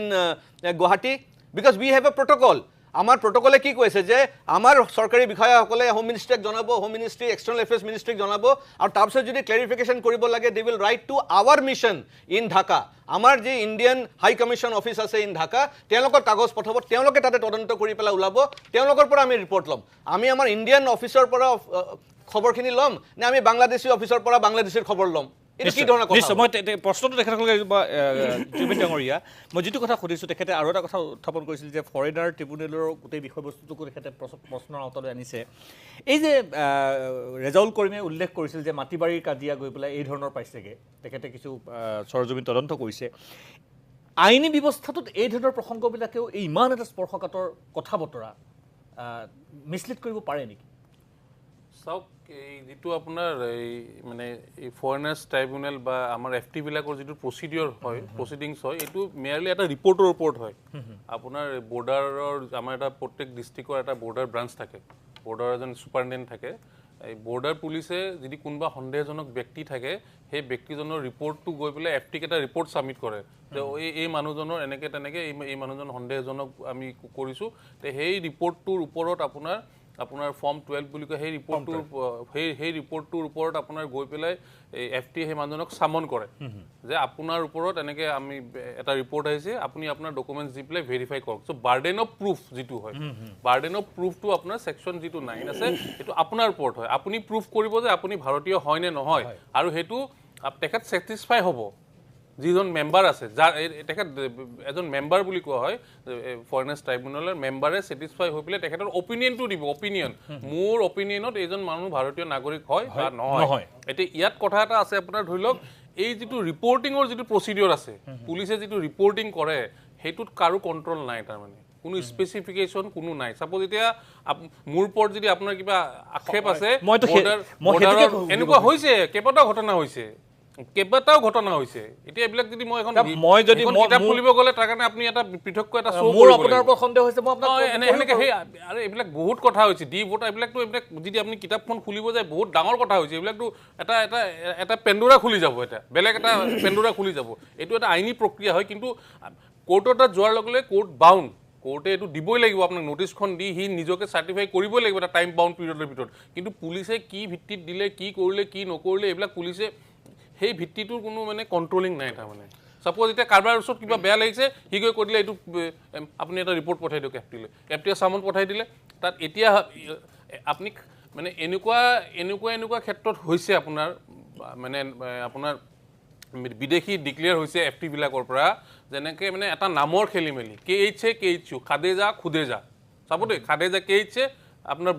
মানে voter লিষ্টত KHA আছে, আপোনাৰ ধৰি লওক মেট্ৰিকৰ certificate KHU আছে নহয়, এইটো অমিল হৈছে আপোনাৰ, এইটো লিনিয়েঞ্চিটো মিলা নাই, লিনিয়েঞ্চটো মিলা নাই, এইটো লিনিয়েঞ্চিৰ মানুহ নহয়, এখেত বিদেশী। এইবিলাক কৰি পেলাই এইকাৰণে সুপ্ৰিম কোৰ্টে ৰিচেণ্টলি আব্দুল ৰহিমৰ যিটো কেছ আছে খুব গোটেই ইণ্ডিয়াত এইটো হৈছে এইবিলাক চব নচাত কৰি দিছে সুপ্ৰিম কোৰ্টে কৈছে এটা গ্ৰামেটিকেল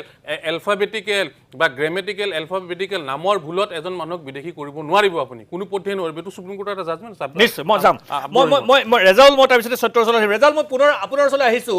আপুনি যিটো কথা উল্লেখ কৰিছিল যে মই এতিয়া যদি এই প্ৰসংগটোলৈকে আহোঁ এই প্ৰসংগটোৰ আঁত ধৰি যদি আপোনাক সোধোঁ যে আপুনি চৈফুৰ ৰহমান তালুকদাৰৰ কথা উল্লেখ কৰিছিল তেখেত 80 ইয়াৰ্ছ মানুহ বয়সীয়া এগৰাকী ব্যক্তি বুলি আপুনি আপোনাৰ অনুসন্ধানত বা আপোনাৰ সংগঠনৰ অনুসন্ধানত পোহৰলৈ আহিছে তেখেতে কি কয় কিবা তথ্য আপুনি চিৰাদিত্য দেৱদাঙৰীয়াক কি বুলি উল্লেখ কৰিব গোটেই কথাখিনি চাওক প্ৰথম কথা হৈছে যে চৈফুৰ ৰহমান তালুকদাৰৰ বিৰুদ্ধে যিখিনি অভিযোগ আনিছে আৰু যিহেতু দেশৰ সাৰ্বভৌমত্বৰ প্ৰতি ভাবুকি এইবিলাক কথাই দেশৰ সাৰ্বভৌমত্বৰ প্ৰতি ভাবুকি আহে গতিকে মই অসমৰ মুখ্যমন্ত্ৰীক কৰজৰী আহ্বান জনাম যে যিজন মানুহে এপ্টিকোটে তেওঁক স্বদেশী বুলি ঘোষণা কৰিলে যিজন মানুহে ইতিমধ্যে 85 বছৰতকৈ ঊৰ্ধত হৈ গৈছে আৰু যিজন মানুহে বিভিন্ন এটা 90 দশকৰ কাজিয়াৰ বলি হৈ বিভিন্ন কেছ তেওঁৰ নামত দি থকা হৈছে তেনে ক্ষেত্ৰত মই ভাবোঁ যে চৰকাৰে ইয়াৰ ওপৰত এটা তদন্ত ঘোষণা কৰা হোক আজি দেখক বাংলাদেশ হাই কমিশনাৰৰ ওপৰত আজি শিলাদিত্য দেৱটো আজি সুপাৰ মানে ফৰেন মিনিষ্টাৰতকৈ বেছি পাৱাৰ দেখুৱাই আছে গতিকে হাই কমিশনাৰ বাংলাদেশ হাই কমিশনাৰ আছে ইণ্ডিয়ান হাই কমিশনাৰ আছে বাংলাদেশৰ ৰাষ্ট্ৰপতিৰ নিচিনা কথা পাতি আছে গতিকে মই ভাবোঁ যে এই বিষয়টো বাংলাদেশৰ ৰাষ্ট্ৰপতিৰ নিচিনা কথা পাতি আছে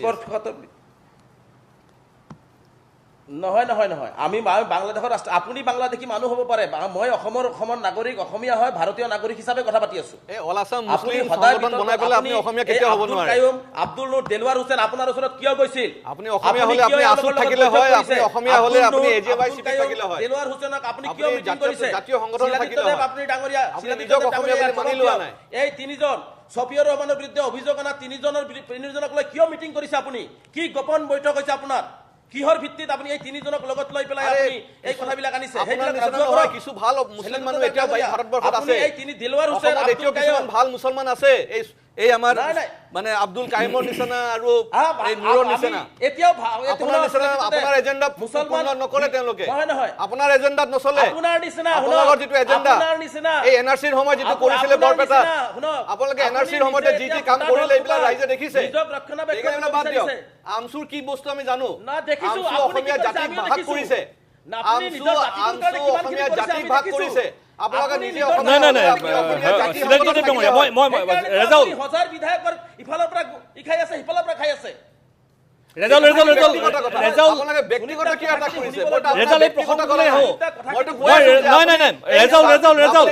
চিৰাদিত্য দেৱদাঙৰীয়া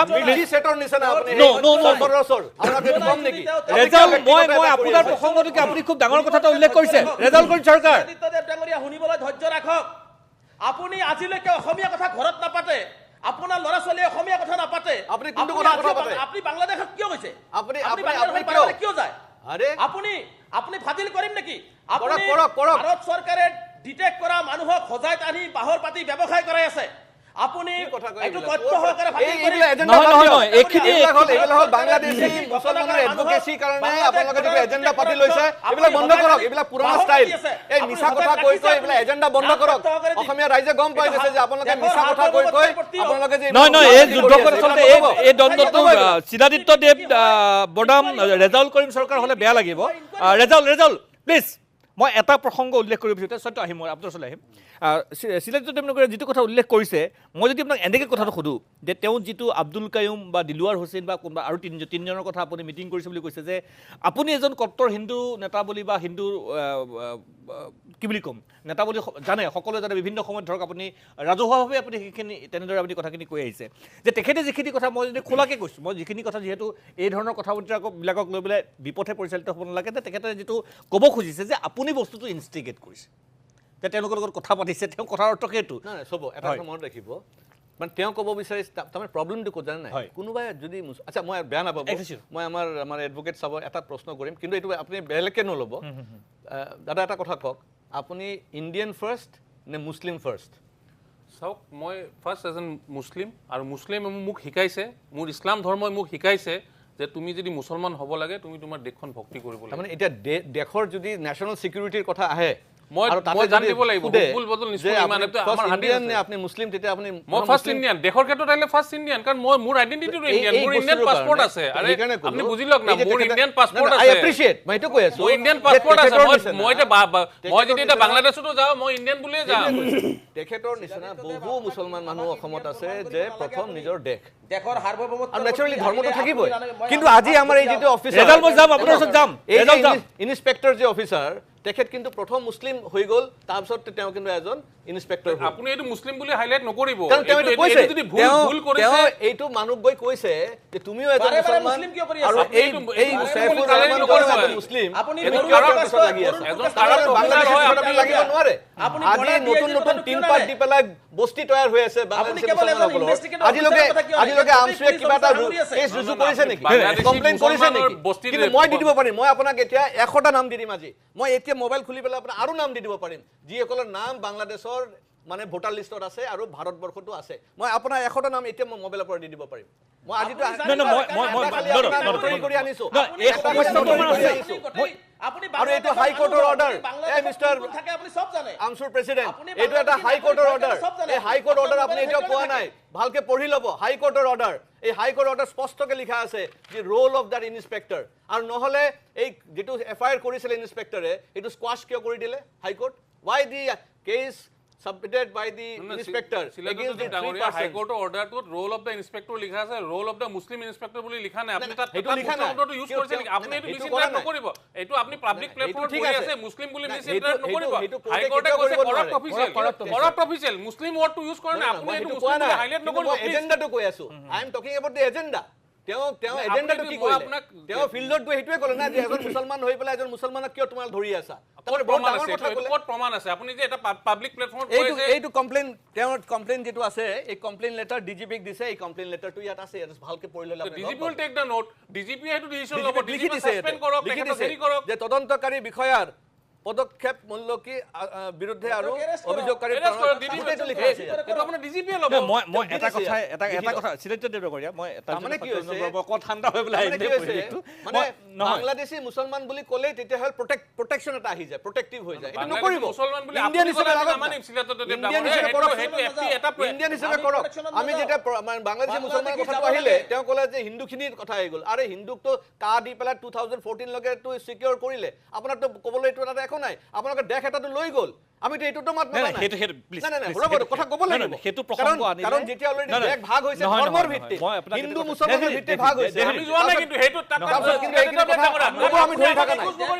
আমি যোৱা নাই কিন্তু আমাৰ পূৰ্বপুৰুষ তাত যোৱা নাই আপুনি আমাক Exactly, কিছুমান বস্তু আমি ইয়াত থাকি গ'লো ভাৰত আমাৰ দেশ আমি মানি Shiladitya Devanagariya please please please please Shiladitya Devanagariya ন মই এতিয়ালৈকে কথাখিনি শুনি আছো শিলাদিত্য দেৱনাগৰীয়া প্লিজ ৰেজাল্ট কৰিম প্লিজ কথাটো হ'ল আমি এটা জ্বলন্ত সমস্যাৰ ওপৰত কথা পাতি আছোঁ আৰু ইয়াত যদি আমি কিছুমান কথা খুচৰিবলৈ যাওঁ তেতিয়াহ'লে কথাবিলাক আচল কথাবিলাক নোলাবগৈ আমাৰ প্ৰশ্নটো হৈছে যে কোনোবাই যদি দেশৰ সাৰ্বভৌমত্বৰ লগত যদি হেতালি খেলিছে কোনোবাই দেশমাতৃৰ সেৱাত যদি নিজৰ ন্যস্ত স্বাৰ্থ জড়িত কৰিছে সি হিন্দু হওক সি মুছলমান হওক সি খ্ৰীষ্টান হওক এটচেট্ৰা এটচেট্ৰা এটচেট্ৰা যি নহওক সি চৰম শাস্তি পাব লাগিব কোনোবাই যদি এইটোকে লৈ আকৌ ৰাজনীতি কৰিব খুজিছে সেয়াও কিন্তু সমাজৰ কাৰণে হিতৰ খবৰ নহয় ৰঞ্জন বৰা মই আপোনাৰ ওচৰলৈ আহিছোঁ কথাখিনি ইতিমধ্যে আপুনি দেখি আছে কথাখিনি চাওক গোটেই পৰিৱেশটো দেখিছোঁ কিন্তু যিধৰণে দায়িত্বশীল ব্যক্তিসকল আমি যে ভাবিছোঁ আপুনি বোধহয় যিকেইজন আছে মোক বাদ দি চাগে বাকী কেইজনটো দায়িত্বশীল ব্যক্তিয়ে আৰু গোটেই কথাটো এইকাৰণে মই অকণমান সময় আঁতৰাই লৈছোঁ নিজকে এইকাৰণে কাৰণ যি ধৰণৰ কথা বতৰা দেখিলোঁ বিশেষকৈ আমছুৰ সভাপতি তেওঁ যি ধৰণে মানে উচ্ছৃংখল বাতাবৰণ বা উচ্ছৃংখল এটা মাইণ্ডছেট লৈ পেলাই কথাটো কৈছে যেন he is already pre defined যাতে মই এইকেইটা কথাই ক'ম ইয়াৰ বাহিৰে মই একো নকওঁ বিষয়টো ইমান চেঞ্চিটিভ আৰু ইমান ভাৰতৰ বিষয় নহয় এতিয়া জুনেদ খালি ডাঙৰীয়াই কৈছে যে আমি ভাৰতৰ কথা যেতিয়া আহিব আমি ভাৰতীয় বুলি ক'ম ভাৰতৰ কথা চিন্তা কৰিম কিন্তু সেই বিষয়টোত আলোচনা কৰি যদি সেইজন মুছলমানেই হয় ইনস্পেক্টৰজন মুছলমান যিজন মানুহ যিজনক কথা কৈছে বাংলাদেশী নাগৰিক তেওঁ মুছলমান এতিয়া মোৰ কথাটো হ'ল এইটো যে মুছলমান হ'ল বুলিয়েই এই আমছুৰ প্ৰেছিডেণ্ট বা জুনেদ খালি ডাঙৰীয়াই ইতিমধ্যে কথাটো কৈছে তেওঁলোকে ক'বহে লাগিছিল আমি উলিয়াই দিম যদি হয় আমচুৰ প্ৰেচিডেণ্টে আমি সেইজন মুছলমান বুলি হ'লেও আমি উলিয়াই দিম, মুছলমান হ'ল কি হ'ল, তেওঁৰ বক্তব্য আমি সেই ধৰণে পাব লাগিছিল বা ভাৰতীয় হিচাপে তেওঁৰ বক্তব্য সেই ধৰণৰ হোৱাটো আমি বিচাৰিছিলোঁ। কিন্তু তাকে নকৰি তেওঁ যি ধৰণৰ এই ৰাজনৈতিক লেতেৰাবোৰ, ইয়াত আমি ভাৰতৰ সাৰ্বভৌমত্বৰ কথা পাতিব আহিছোঁ, ইয়াত আমি কোনো ৰাজনৈতিক লেতেৰাৰ কথা পাতিব অহা নাই। অন্ততঃ আমি যেতিয়া আহিছোঁ তেতিয়া অন্ততঃ এই ৰেজাউল কৰিমহঁতৰ দৰে ব্যক্তিসকলে এইটো জনাটো উচিত যে তেওঁলোকৰ ৰাজনৈতিক সংকীৰ্ণতা, ৰাজনৈতিক সীমাবদ্ধতা তেওঁলোকৰ নিজৰ লগতেই ৰাখিব লাগে। বিষয় এটা যেতিয়া আলোচনা হৈ থাকে, কোনো ব্যক্তিক মই জনালৈকে প্ৰথম অৱস্থালৈকে যেতিয়ালৈকে ৰেজাউল কৰিম ডাঙৰীয়াই মন্তব্য কৰিছে, তেওঁক ব্যক্তিগতভাৱে এটা শব্দও কোৱা নাছিলে। আমিতো নকওঁৱে ব্যক্তি হিচাপে, কাৰণ ব্যক্তি আমাৰ কাৰণে গুৰুত্বপূৰ্ণ নহয়। আজি শিলাদিত্যদেৱ ডাঙৰীয়া যিটো বিষয়, সেই বিষয়টোহে গুৰুত্বপূৰ্ণ। গতিকে বিষয়টোৰ কথা নকৈ পিছত হ'ব। তেওঁ যদি ভাবিছে শিলাদিত্যদেৱ ডাঙৰীয়া যদি বিদেশী, তেওঁ যিটো প্ৰসংগ কৈছে তেওঁ প্ৰমাণ কৰি দিয়ক, তেওঁ সেইধৰণে কাম কৰক। আজি 2 বছৰ কাম কৰি শিলাদিত্যদেৱ ডাঙৰীয়াই যিখিনি তথ্য আনিলে, আনক ৰেজাউল কৰিমে শিলাদিত্যদেৱ ডাঙৰীয়া কওক বিদেশী বুলি, তেতিয়াহে মানিম,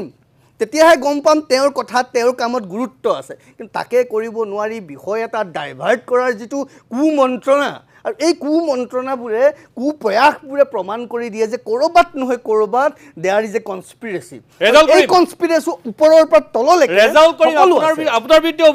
মই কৈছোঁ সুনীত ভূঞা ডাঙৰীয়া শুনক, যি ধৰণে এই নিৰ্বাচনৰ প্ৰসংগ ৰাজনৈতিক কথা যিহেতু আনিছে, যি ধৰণে AIDF নষ্ট হৈ গ'ল, নোহোৱা হৈ গ'ল নহয়, আজি বদৰুদ্দিনে, কালি বদৰুদ্দিন আজমলেও পদত্যাগ কৰিছে, এই ধৰণৰ ধৰ্মকেন্দ্ৰিক যিবোৰ ব্যক্তি, যিবোৰ সংগঠন আছে কেৱল সংকীৰ্ণতাৰ মাজত, অসমৰ ক'ৰবাত আছে নেকি তেওঁলোক? কেৱল সেইখিনি মানুহৰ মাজত আছে যিখিনি মানুহক তেওঁলোকে নষ্ট কৰিছে। তেওঁলোকে পণবন্দী কৰিছে অসমৰ সাধাৰণ মুছলমানক, তেওঁলোকে পণবন্দী কৰিছে সেইসকল মুছলমানক যিসকল মুছলমানে দৈনিক কৰ্ম কৰি খায়, সেইসকল মুছলমানক হাতৰ পুতলা সজাইছে এই ৰেজাউল কৰিমৰ নিচিনা মানুহখিনিয়ে। আৰু সেইখিনিৰ কাৰণে আজি আমি এই ধৰণে বিভিন্ন ধৰণৰ কটু কথা ক'ব লগা হৈছে, যিটো আমি ক'ব খোজা নাছিলোঁ। ৰেজাউল কৰিম,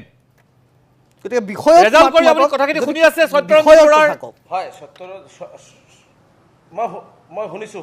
মই শুনিছোঁ। আপুনি বিষয়টোত কওক ডাঙৰীয়া, আপুনি বিষয়টোত কওক। আপোনাক কোনোদিন আমি ব্যক্তিগতভাৱে কোৱা নাই, আপুনিও ব্যক্তিগত কথা নক'ব। মই ক'ব দিছোঁ, মোক ক'ব দিয়ক, আপুনি ক'ব দিয়ক, আপুনি ক'ব দিয়ক। মই সত্যৰঞ্জন বৰা ডাঙৰীয়াৰ কথাখিনিৰ ওপৰত মই জ্ঞাতাৰ্থে জনাব বিচাৰিছোঁ যে মই প্ৰথম শব্দটোৱে কৈছোঁ 1971 25 মাৰ্চৰ যদি পিছত কোনো মুছলমান আছে দেখুৱাই দিয়ক, চৰকাৰে ধৰক, আমি সদৌ অসম সংখ্যালঘু ছাত্ৰী অসমৰ মুছলমানসকলে, মুছলমান যদি তেনেকুৱা আছে আমি ধৰি সহযোগিতা কৰিম। আৰু ছফিউৰ ৰহমানৰ ক্ষেত্ৰত যিহেতু দেশৰ সাৰ্বভৌমত্বৰ প্ৰতি অভিযোগ আনিছে, শিলাদিত্যদেৱ ডাঙৰীয়া সাৰ্বভৌমত্বৰ কথা আহিছে, দেশৰ আভ্যন্তৰীণ বিষয়ৰ ওপৰত কথা আহিছে, নাগৰিকত্বৰ ওপৰত কথা আহিছে, ফৰেইন এফেয়াৰ্ছ মিনিষ্টাৰৰ কথা আহিছে। গতিকে এই বিষয়টো এটা তদন্ত হ'ব লাগে। শিলাদিত্যদেৱ ডাঙৰীয়া প্ৰথমৰ পৰাই আজি সংবাদমেল দি পেলাই আমচুক টাৰ্গেট, আজি ইয়াত বহি পেলাই কথা কোৱাৰ আগতে আমচুক টাৰ্গেট। তাৰ মানে কি? শিলাদিত্যদেৱ ডাঙৰীয়া ঘৰৰ পৰা মাইণ্ডছেট লৈ আহে। আমিতো আমাৰ কথাখিনি ক'ব লাগিব। সত্যৰঞ্জন বৰা ডাঙৰীয়া আপুনি চাওক, যদি এইজন মানুহ বিদেশী হয় তেনেহ'লে আমি প্ৰমাণ কৰি এইজন মানুহক বিদেশত পঠাব লাগিবনে নাই? নিশ্চয় লাগিব। কিন্তু এইজন মানুহ যিহেতু এপটিকটে যিহেতু তাক ইণ্ডিয়ান বুলি ঘোষণা কৰিছে, আৰু 90 দশকৰ ইয়াত এটা মাটি বাৰীৰ কাজিয়া সংক্ৰান্ততো কিছু ঘটনা ইয়াত জড়িত হৈ আছে। আৰু এই 3জন ব্যক্তিয়ে শিলাদিত্যদেৱক জেল খাটি আহি শিলাদিত্যদেৱ ডাঙৰীয়াক তেওঁলোকে সাক্ষাৎ কৰি এই মানুহজনৰ ওপৰত ব্যৱস্থা ল'বৰ কাৰণে শিলাদিত্যদেৱ ডাঙৰীয়াক মানে কথা কৈছে বুলি ইতিমধ্যে আমি যিখিনি আমাৰ তথ্য আমাৰ আনিছোঁ। গতিকে গোটেই কথাবিলাক যে এটা, মই ভাবিছোঁ যে ছফিউৰ ৰহমান তালুকদাৰৰ কথাটো মই আপোনাক এটা কথা সেনেকে লৈ যাব লাগিছিল। মই আপোনালোকক এটা এড কৰি দিব খুজিছোঁ। এক ছেকেণ্ড, শিলাদিত্যদেৱ ডাঙৰীয়া মইহে কৈ আছোঁ, ৰ'ব এক মিনিট। মই আপোনাক যে কায়ুম অফিচাৰ, আজি এছপি হজাই, আজি বৰ্ডাৰৰ DGP, আজি কায়ুম, এই গোটেইখিনি মানুহ যে আজি জড়িত হৈ আছিল এই ৰিপৰ্ট দিয়াতে, গতিকে এই 3জন মানুহৰ নাম আপুনি কিয় নকয়? যে গোটেই মানুহ, যোনজন মানুহ as a investigation officer Hojai ডিষ্ট্ৰিক্টৰ SP চিগনেচাৰ কৰিছে তেওঁ আছে, আৰু তেওঁলোকক এৰেষ্ট কৰিবৰ কাৰণে গুৱাহাটীৰ পৰা অৰ্ডাৰ পঠোৱা হৈছে। কাৰণ কায়ুমৰ তেওঁ বাংলাদেশ হাই কমিশ্যনক লেটাৰ দিব নোৱাৰে। গতিকে গুৱাহাটীৰ পৰা অৰ্ডাৰ SP লৈ যোৱাৰ পিছতে হাই কমিশ্যনাৰক বাকী 3জনক এৰেষ্ট কৰিবৰ কাৰণে অৰ্ডাৰ দিছিলে। গতিকে গোটেই মানুহখিনিক আপুনি অফিচাৰখিনি যদি ভুল কৰিছে, এপটিকটে যদি ভুল কৰিছে, গোটেই ভুলবিলাক উলিয়াবৰ কাৰণে এটা ইনভেষ্টিগেশ্যন অসমৰ মুখ্যমন্ত্ৰীৰ পৰা বিচাৰিব লাগিছিল। তাকে নকৰি আপুনি যি ধৰণে মুছলমান বাংলাদেশী তাৰ মানে এইটো হৈছে হেতু হৈছে আপোনাৰ মোবাইলত বাংলাদেশীৰ নাম ভৰ্তি তাৰ মানে কি আপুনি মই এই কাৰণে সন্দেহ কৰিছো আপোনাক যে আপোনাৰ মোবাইলত বাংলাদেশীৰ নাম কেনেকৈ থাকে শুনক ৰেজাউল কৰিম শুনক মোৰ মোবাইলতটো নাথাকে মই আপোনাক এটা কথা কওঁ শুনক মোবাইলত কেনেকৈ থাকে ৰেজাউল কৰিম ডাঙৰীয়া লিষ্ট লৈ ঘূৰে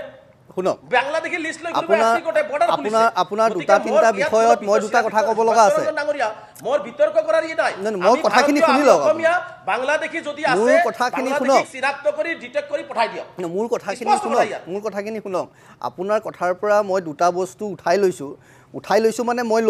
বুটলি লৈছোঁ আৰু আপোনাক মই ক'ব খুজিছোঁ আপুনি কৈছে যে 3জন ব্যক্তি শিলাদিত্য দেৱৰ ওচৰলৈ কিয় গ'ল আৰু আৰম্ভণিতে মই কৈছিলোঁ যদি আপুনি মোৰ কথাখিনি শুনিছিলে যে ময়ো কৈছিলোঁ আৰু অসমৰ সংবাদ মাধ্যমে সেই বাতৰিও প্ৰচাৰ কৰিছে যে চেঙাৰ পৰা দলগাঁৱৰ পৰা দৰং জিলাৰ বিভিন্নজন মুছলমান ব্যক্তিয়ে আমাৰ লগতো যোগাযোগ কৰিছে বিভিন্ন সময়ত যে তেওঁলোকৰ দেউতাকৰ তেওঁলোকৰ নাম লৈ পেলাই বিভিন্ন সময়ত বাংলাদেশী মানুহ আহি পেলাই ইয়াত নাগৰিকত্ব লৈছে আৰু বৰ্ডাৰৰ পুলিচৰ বিভাগে তেওঁলোকক সহযোগ কৰিছে এই কথাখিনি আহি কৈছে গতিকে কথাটো হ'ল মই ক'ব লগা কথা এইটো এই যে 3জন মুছলমান ব্যক্তি তেওঁৰ ওচৰলৈ আহিলে অন্যান্য ঠাইলৈ আহিলে তো কিয় আহিছে আপুনি কৈছে তেওঁলোকৰ ঘৰুৱা সমস্যা ঘৰুৱা মাৰপিট মাটিবাৰীৰ সমস্যা মই আপোনাক এইটো ক'ব খুজিছোঁ আপোনালোকে মুছলমান সমাজৰ সৰ্বাংগীন উন্নতিৰ কথা চিন্তা কৰি সংগঠিত হোৱাৰ লগে লগে এই সমস্যাবোৰ ক্ৰমান্বয়ে নোহোৱা হ'ব লাগিছিল চুৰ ডকাইতৰ পৰা আৰম্ভ কৰি বাংলাদেশী সমস্যালৈকে এইবোৰ নোহোৱা হ'ব লাগিছিল সেই মুছলমান কেইজন কিয় শিলাদিত্যৰ ওচৰলৈ আহিল মই সেইটোহে আচৰিত পাইছোঁ আপোনাৰ ওচৰলৈ কিয় নগ'ল আপোনাৰ ওচৰলৈ যাব লাগিছিল আপোনাৰ ওচৰলৈ নগৈ শিলাদিত্যৰ ওচৰলৈ কিয় আহিল বা মোৰ ওচৰলৈ কিছু বছৰ আগত কিয় আহিছিল মানে ক'ৰবাত ৰেজাউল কৰিম ডাঙৰীয়া মই মোৰ প্ৰশ্নটো শুনি লওক মানে ক'ৰবাত এনেকুৱা নেকি এই অসমীয়া বা নিজকে ভাৰতীয় বুলি ভবা যোগ্য মুছলমানে ক'ৰবাত আমচুক বাংলাদেশীৰ সংৰক্ষক বুলিহে ভাবে নেকি তেওঁলোকে একো ভাবে নেকি মই এতিয়ালৈকে একো প্ৰশ্নই কৰা নাই তেওঁলোকে একো ভাবে নেকি যে আপোনালোকৰ যথেষ্টখিনি সময় দিয়া হৈছে ৰেজাউল কৰিম চৰকাৰ দুটা প্ৰত্যক্ষ অভিযোগ তাৰপিছতে মই শিলাদিত্য দেৱৰ ওচৰলৈ যাম শেহত ৰেজাউল কৰিম আপোনালোকৰ ওপৰত আস্থা নাই কাৰণে শিলাদিত্য দেৱৰ ওচৰলৈ আহিছে আপোনালোকৰ ওপৰত আস্থা নাই কাৰণে সত্যৰ ওচৰলৈ আহিছে এই কথাখিনি ক'ব খুজিছে সত্যৰঞ্জন বৰাই প্ৰথম কথা হৈছে যে সত্যৰঞ্জন বৰা ডাঙৰীয়া কি আমাৰ শিলাদিত্য দেৱ ডাঙৰীয়াৰ ওচৰলৈ কোনবোৰ মানুহ যায় আপুনি সজাইত অলপ খবৰ ল'ব এতিয়া বৰ্তমান সত্যৰঞ্জন আমাৰ শিলাদিত্য দেৱ ডাঙৰীয়াৰ ওচৰলৈ আজি কিছুমান অপৰাধী কিছুমান মানে এজনৰ লগত আনজনে কাজিয়া কৰি নিজকে ছেফ দিবৰ কাৰণে তেওঁ এটা ৰাজনৈতিক নেতা তেওঁৰ ওচৰত গ'লে আন এজনক শিক্ষা দিব পাৰিম তেওঁ যিটো মুছলমানৰ ভাল কামত নাযায় ভাল কামত শিলাদিত্য দেৱ ডাঙৰীয়াৰ ওচৰত নাযায় কিমান গতিকে আৰু মই এটা কথা স্পষ্টকৈ কৈ দিছোঁ যে আমি বাংলাদেশী বিচাৰোঁ 1971 25 মাৰ্চ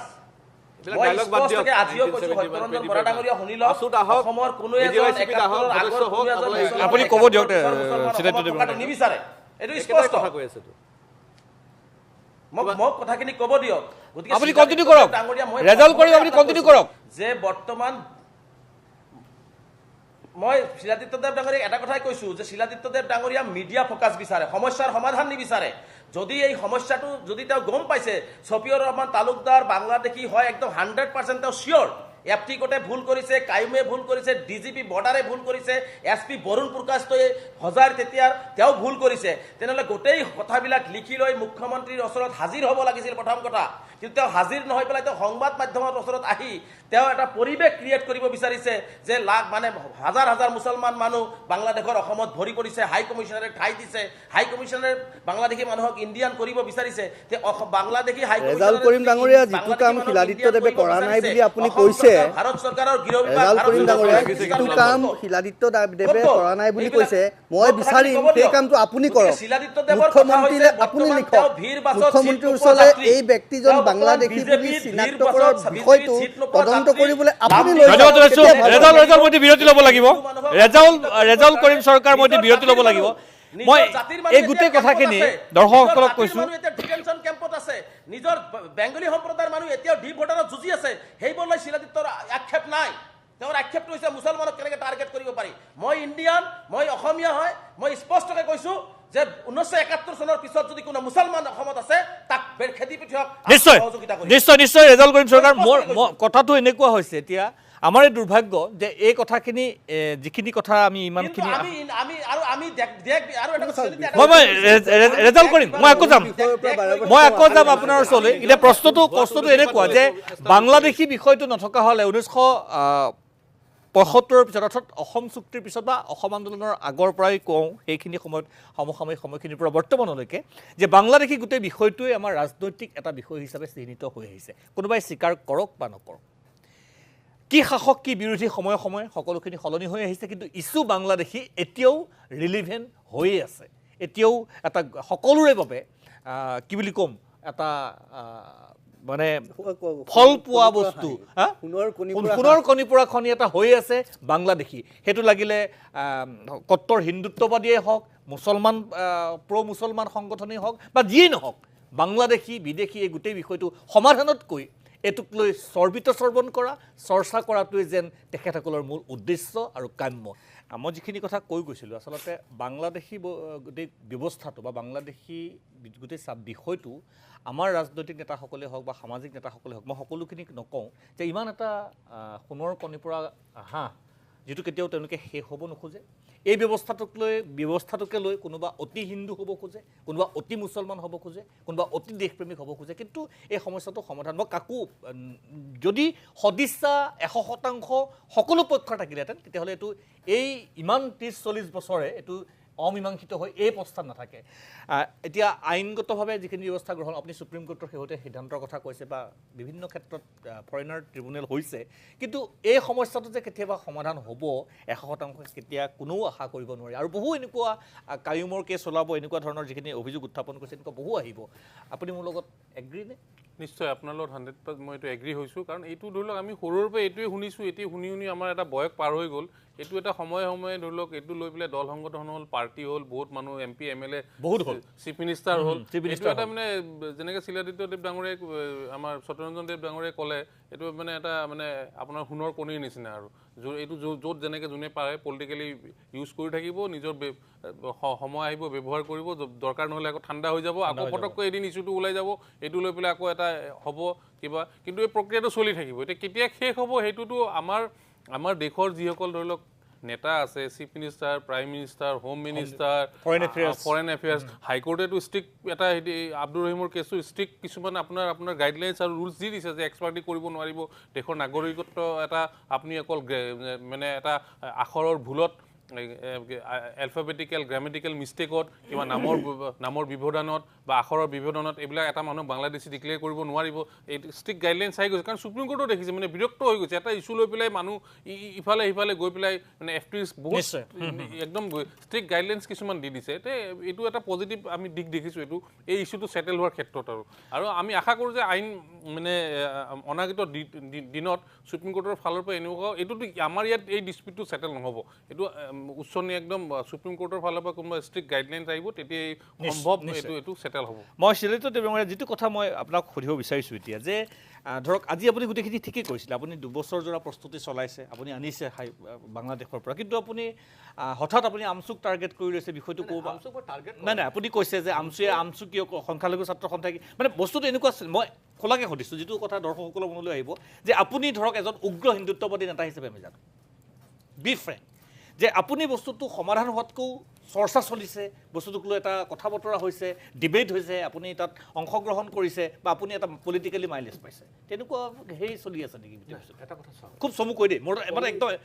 1 মিনিট দিব পাৰিম আপোনাক। পলিটিকেল মাইলেজনো কি আছে? এতিয়াতো আমাৰ এই যে আমচুৰ প্ৰেচিডেণ্টে ক'লে যে ভিৰ বাছত চিলাদিত্য বহিবলৈ ঠাই পোৱা নাই, কথা বুজা নাই, জেগা উলিয়াৰ চেষ্টা নেকি? নাই, কিন্তু কথা হ'ল ভিৰ বাছত এতিয়া ভিৰ বাছ ইমান ভিৰ হৈ গৈছে যে আপুনি জাগা এনেও নাপায়।